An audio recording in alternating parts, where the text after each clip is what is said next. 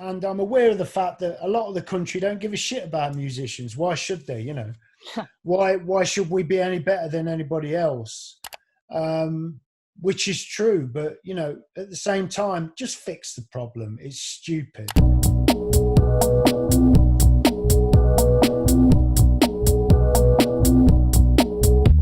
Congratulations on the new album, Spare Ribs. It is tasty material, right? It certainly is, yeah. Well, you know, the subject matter probably not, but we're really happy with the way that it come together, you know. It's really strong. All the songs are really strong. We're really happy with it. But it's a bit weird releasing as such a, you know, a restricted time, isn't it? So what do the spare ribs refer to for you? It's basically, I tried to compare the idea of spare ribs of ribs, like a complete rib cage not being, you know, not that the human body doesn't rely, it can still exist without, you hear stories of people taking ribs, removing ribs, etc. Mm-hmm. And I kind of tried to compare that to like the capitalist model where it can afford to offload 2 or 3 million people at any one time across the globe in order to preserve the economic model. And this was kind of, this came into play when at the start of the year with the amount of deaths in this country that could have been avoided, a lot of them. And I just got the impression the government were thinking more about the economic landscape than they were the welfare of the country's citizens, you know. So I tried to make a little bit of a connection with that and the physical, you know, the physical situation of having ribs removed, you know. It was recorded in July during lockdown. How was that? Good, yeah, it's all right. It's business as usual, you know. It was like, it was by July we'd kind of got used to, we'd acclimatized to the pandemic in the sense of the regulations, in the sense of the weirdness of having to queue outside shops and not go anywhere. So by then, it was business as usual for me and Andrew, really. You have a family too, you have young children, so how did that go? Did they help you during the recording process? No, not really. Yeah, I mean, it's been nice to be at home all year, to be honest, in a lot of respects. I'm not at home a lot because I'm always touring. Mm-hmm. So in that sense, to grow with them for a year without having any, you know, without any periods of absence was good. It is good, you know.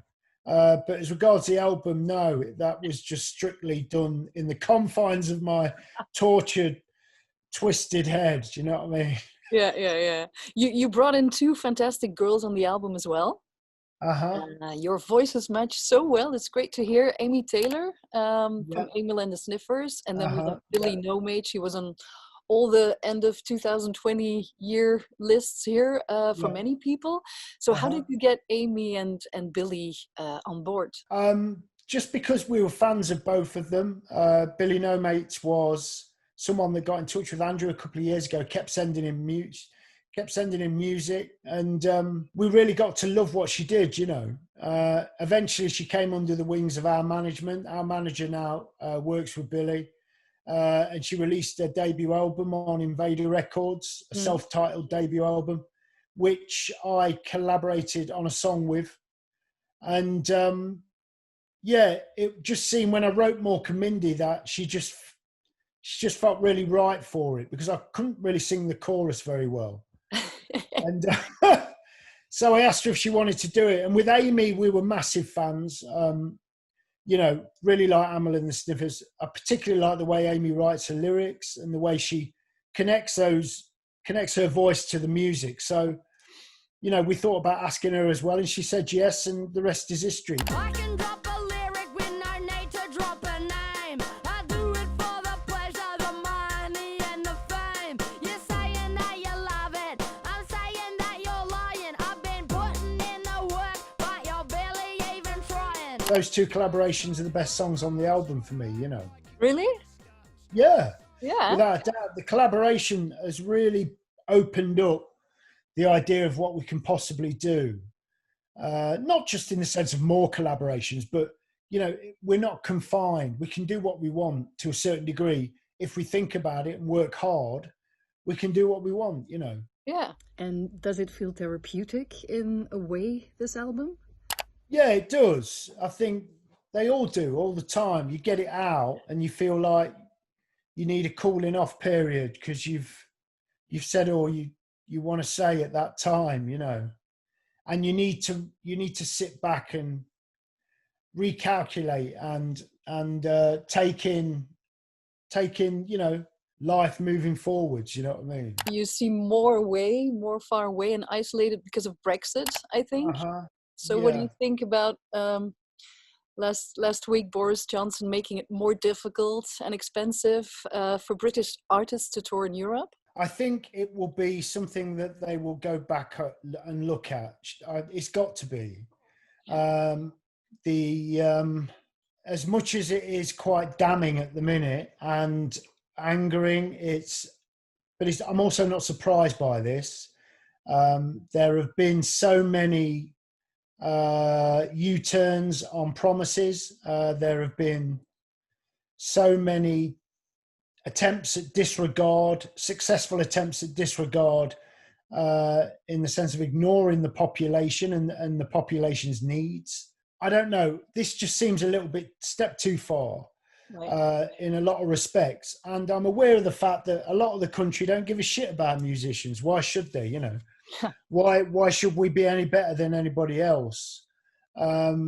Which is true, but you know, at the same time, just fix the problem. It's stupid.